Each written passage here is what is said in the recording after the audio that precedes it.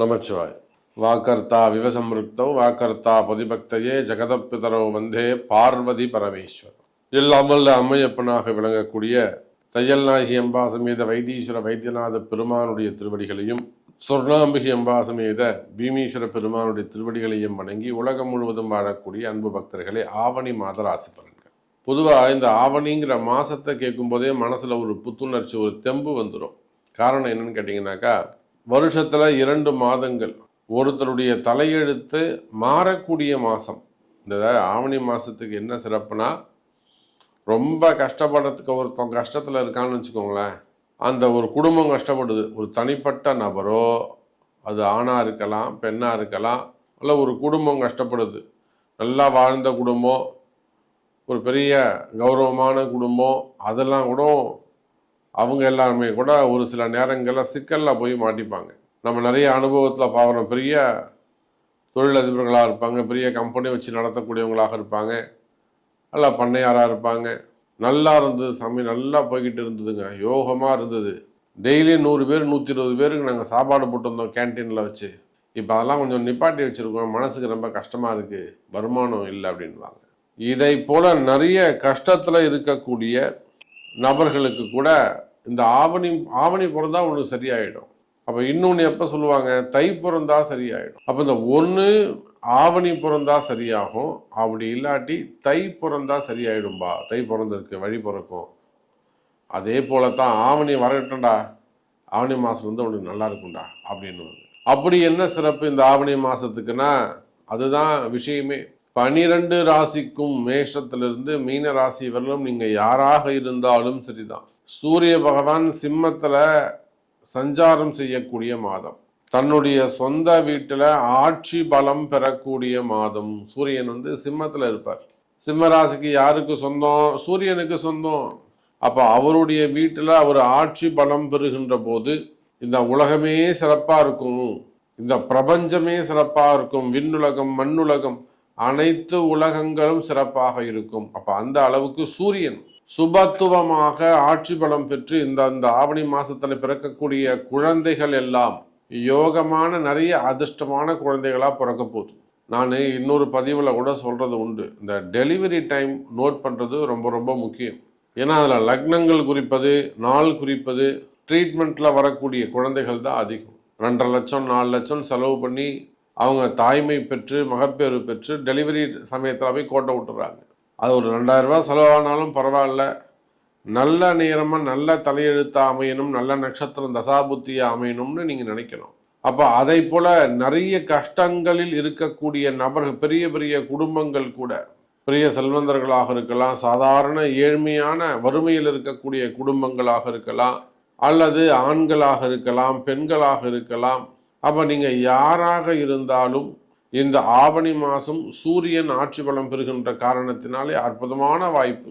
அரசு அதிகாரிகளுக்கெல்லாம் நல்ல யோகமான நேரம். கஷ்டப்பட்டா ரொம்ப வந்து டார்ச்சர் பண்ணுறாங்க ஜாப்ல, மேலதிகாரி ரொம்ப என்னை இம்சை பண்ணுறாங்க, என்ன ரொம்ப அமைச்சர் வந்து மினிஸ்டர் வந்து ரொம்ப என்ன வச்சு செய்கிறாரு சாமி, என்னால் முடியல, நான் டிரான்ஸ்ஃபர் வாங்கிக்கிறேன் ஒதுங்கிக்கிறேன். இப்போ நம்ம அங்கங்கே பொங்கி எழறாங்க, நம்ம பார்க்குறோம். இந்த சூரியன் கேது தொடர்பு, இந்த ஆவணி மாசத்துல சூரியன் கேது தொடர்பு நிறைய விஷயம் வெடிச்சு வெளியில வரும். இது இன்னொன்னு கூட சொல்லலாம், சூரியன் கேது கிரகண தோஷம். சூரியனை மறைக்கக்கூடிய சக்தி யாருக்கு இருக்குன்னா கேதுவுக்கு தான் இருக்கு. ஊர்ல பழமொழி சொல்லுவாங்க, நிலாவை வந்து பாம்பு முழுங்குது அப்படின்வாங்க, அது ராகு. நிலாவை பாம்பு முழுங்குது, குழந்தைங்களுக்கு புரியுற மாதிரி சொல்லுவாங்க. அப்ப இந்த சந்திரன் ராகு இருந்தாலும் கிரகண தோஷம். அதே போல இங்க சூரியன் கேது மிகப்பெரிய கிரகண தோஷம். அப்போ இந்த கிரகண தோஷம்னா எப்படி, இந்த ஆவணி மாதம் எப்படி அது வேலை செய்யும்னா, அரசு அதிகாரிகள், அரசு பொறுப்பில் இருக்கக்கூடியவர்கள், அரசாங்கத்துறையின் ரகசியங்கள் எல்லாம் வெடிச்சு வெளியில வரும். அது அரசாங்கத்திற்கு அவயோகமாக அமையும். இப்போ நம்ம நிறைய அங்கங்க நியூஸ்ல பார்க்குறோம், சோசியல் மீடியால பார்க்குறோம். காவல்துறை அதிகாரிகளாக இருக்கலாம், இல்லை மற்ற துறை அதிகாரிகளாக இருக்கலாம், அவங்களால பாதிப்பை தாங்கிக்க முடியாம வெளியில வந்து பொங்கிடுறாங்க. அப்ப இப்படியெல்லாம் சூரியன் கேது தொடர்பு, கும்பத்திலே ராகு, கன்னியிலே செவ்வாய், சுக்கிரன் புதன் கடகத்தில் அமைகிறார்கள். சந்திரனுடைய வீட்டில் இருக்கக்கூடிய சுக்கிரன், காதல் திருமணங்கள்லாம் நிறைவேறும். முதல் திருமணங்கள், இரண்டாவது திருமணங்கள்லாம் நிறைவேறும். ஸோ இப்படி நிறைய விஷயங்கள் பேசிக்கிட்டே போகலாம். உங்கள் ராசிக்கு ஸ்பெசிஃபிக்காக என்ன நடக்குங்கிறது 5 நிமிடங்களில் பேசிடலாம். வாருங்கள் பார்க்கலாம். ஆவணி மாசத்தை பொறுத்த வரையிலும் கன்னி ராசி என்பர்களே யோகமான மாதம். காரணம் என்னன்னு கேட்டீங்கன்னாக்கா, கன்னி ராசிக்கு சனியுடைய பார்வை படுகிறது. இப்போ கன்னி ராசிக்கெல்லாம் கண்டக சனி நடக்குது. எனக்கு தெரிஞ்சு ஒரு 60% நம்ம எப்பொழுதுமே நம்முடைய பதிவில் உண்மைதான் இருக்கும். அந்த இட்டுக்கட்டி பேசுறது, அதிகமாக சந்தோஷத்துக்காக மகிழ்ச்சிக்காக பொய் சொல்றது இருக்காது, வியூஸுக்காக போகிறது இருக்காது. அப்போ எனக்கு தெரிஞ்சு 60% கன்னி ராசி அன்பர்கள், அதிகாரிகள் அல்லது குடும்ப பெண்கள், எந்த நிலையில் நீங்கள் இருந்தாலும், அது காதலர்களாக இருக்கலாம், வேலை செய்யக்கூடிய இளம் வயது மாணவ செல்வங்களாக இருக்கலாம், அல்லது ஆண்களாக இருக்கலாம், பெண்களாக இருக்கலாம். எனக்கு தெரிஞ்சு ஒரு 50% கன்னி ராசி அன்பர்கள் இந்த கண்டக சனியினாலே படாத பாடுபடுறாங்க. நமக்கு இப்படி கூட நடக்குமா, சனி இப்படிலாம் கூட நமக்கு வேலை செய்வாரா அப்படின்னு பல வகையிலும் கஷ்டப்படக்கூடிய எனதருமை கன்னிராசி அன்பர்களே. ஏன்னா கண்டக சனி அவங்கள அப்படி வச்சு செய்யுது கன்னிராசியை. இதுதான் உண்மை. கன்னிராசிக்கு சூப்பராக இருக்கும், டாப்பாக இருக்கும், நல்லா இருந்தால் நாமளும் நல்லா இருக்குன்னு சொல்ல போகிறோம். நமக்கு என்ன வந்ததுங்க அதில்? என்ன நமக்கு நல்லா சொல்லக்கூடாதுன்னு இருக்கா? அப்படி கிடையாது, உண்மையை சொல்ல வேண்டும். அப்போ தான் அவங்க இதை பதிவை பார்த்துட்டு இந்த மாதம் நமக்கு எப்படி இருக்க போதுன்னு ஒரு ஆவலோடு பார்க்குறாங்க. அப்போ ஒரு வரவு செலவு பண்ணுறது, டிரான்சாக்ஷன்ஸ் பண்ணுறது, இன்வெஸ்ட்மெண்ட் பண்ணுறது, அவங்க கையில் ஒரு எறும்பு சேர்க்குற மாதிரி சேர்த்து வச்சுருப்பாங்க. அதை கொண்டு போய் யார்கிட்டயா கொடுத்துட்டு ஏமாறுறதுக்கா, எங்கேயா கொண்டு போய் போடுறதுக்கா? அப்போ ஒரு குருவாக இருந்து நாம் வழிகாட்ட வேண்டும். நாம் ஒரு குருங்கிற ஸ்தானத்தில் இருக்கிறோம். உயர்ந்த நேர்மை, உண்மை இருக்கணும். இதெல்லாம் தான் கன்னி ராசி விரும்புவார்கள்.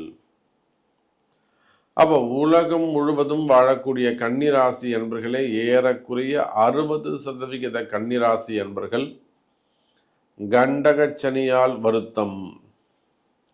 என்னென்னமோ நடக்குது சாமி வாழ்க்கையில். நல்லா போயிட்டு இருந்தது, ஸ்மூத்தாக போயிட்டு இருந்தது. இந்த மே மாதத்துக்கு பிறகு, ஜூன் மாதத்துக்கு பிறகு எதுவுமே ஏன் கண்ட்ரோலில் இல்லை. காரணம் இருக்கு சார். இதுக்கு முன்னாடி கேது இருந்தாருங்க. நான் கன்னி ராசி, சந்திரன் கேது இருக்கக்கூடாதுன்னு சொன்னாங்க. சந்திரன் கேது இருந்ததுனாக்கா பெரிய மைண்ட் எஃபெக்ட் வரும்னு சொன்னாங்க. நரம்பு தளர்ச்சி வந்துடும், டிப்ரெஷன்ஸ் வந்துடும், அறப்பைத்தியன் கூட சொன்னாங்க. அப்போ எல்லாம் கூட நான் சூப்பராக இருந்தேங்க சாமி. கேது கூட எனக்கு நல்லது தான் பண்ணார், நிறைய வாய்ப்புகளை பெற்று கொடுத்தாரு. ஆனால் பாருங்க, கேது வெளியில் போயிட்டா நான் சூப்பராக இருக்கும்னு நினச்சேன். ஆனால் இப்போ தான் நான் கஷ்டப்படுறேன். காரணம் என்ன? கண்டகச்சனி. இந்த மாதிரி ஜாதகத்தை பார்க்க தெரிஞ்சுக்கணும். இந்த மாதிரி கிரகத்தை கொண்டு அதை அப்ளை பண்ண தெரிஞ்சுக்கணும், பலன் சொல்ல தெரிஞ்சுக்கணும், வழியை கண்டுபிடிக்கணும். அதுதான் முக்கியம். பிரச்சனையை விட்டு வெளியில வருவதற்கான வழியை கண்டுபிடிக்க தெரியணும், பரிகாரங்கள் தெரியணும். அப்போ உலகம் முழுவதும் வாழக்கூடிய கன்னி ராசி அன்பர்களே, கண்டக சனியால் அதிகம் அவதிப்படக்கூடிய கன்னி ராசி அன்பர்களே, இந்த ஆவணி மாசத்தை பொறுத்தவரையில ராசிக்கு 3-8 கூடிய முழு அசுபராக இருக்கக்கூடிய செவ்வாய். கன்னி ராசியில 3-8 கூடிய முழு அசுபராக இருக்கக்கூடிய செவ்வாய் எப்பொழுதுமே கன்னிக்கும் செவ்வாய்க்கும் ஆவாது. ஆமா, கன்னியில் செவ்வாய் தங்கினால் கடலும் வற்றி போகும். கன்னி என்பது பஞ்சபூத தத்துவங்கள்ல நிலராசி. செவ்வாய் என்பது ஒரு நெருப்பு ராசி, நெருப்பு கிரகம். சூரியனுக்கு பிறகு சார் லக்னத்திலேயோ ராசிலேயோ சூரியன் இருந்தா கூட நெருப்பு இருக்காதீங்க. ஆனா லக்னத்திலேயோ ராசிலேயோ செவ்வாய் இருந்தானா அவனுக்கு முடி குறைவா இருக்கும். அப்ப அந்த அளவுக்கு உஷ்ணமா வெப்பமா உஷ்ணம் அதிகமானதால அவனுக்கு முடி கொட்டி போயிடுமா சீக்கிரமா. இதெல்லாம் ஜோதிட ரகசியங்கள். ஒருத்தருக்கு நம்ம லக்னத்தை செவ்வாய் பார்த்தாலோ அல்லது சந்திரனை செவ்வாய் கூட இருந்தாலோ பார்த்தாலோ அவங்களுக்கு முடி குறைவா இருக்கும். அந்த அளவுக்கு உஷ்ணமான கிரகம்.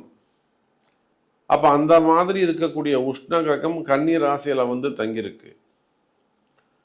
அடுத்த மாசங்கள் தான் நமக்கு நல்ல வழிகாட்டும். கவலை வேண்டாம் கன்னி ராசி அன்பர்களே. இல்ல சாமி, நான் இப்ப இந்த மாசம் ஒரு பெரிய இடர்பாடு இருக்க, ஒரு பெரிய டஃப்ல இருக்கேன், பெரிய ஒரு கஷ்டத்துல இருக்கிறேன், எனக்கு இந்த மாசமே ஒரு சில விஷயங்கள் நடக்கணும் சாமி, எனக்கு எப்படியாவது நீங்க அதை நடத்தி கொடுங்க, என்னை காப்பாற்றி விடுங்க அப்படின்னு சொல்வீர்களே. ஆனால் உங்களை காப்பாற்றுவதற்கு தந்தையாகிய சிவபெருமான் ரெண்டாவது உங்க பிறப்பு ஜாதகம்தான் பேசும். உங்க பிறப்பு ஜாதகம்தான் முக்கியம். அதை கொண்டு தான் மற்ற ரகசியங்கள் அங்கத்தான் ஒளிந்திருக்கும். ஸோ இந்த ஆவணி மாதம் கன்னி ராசிக்கு அதிக முயற்சி வேண்டும், பொறுமை அதிகரிக்க வேண்டும். நன்றி, நமச்சிவாயம். ஜெய் வராகி.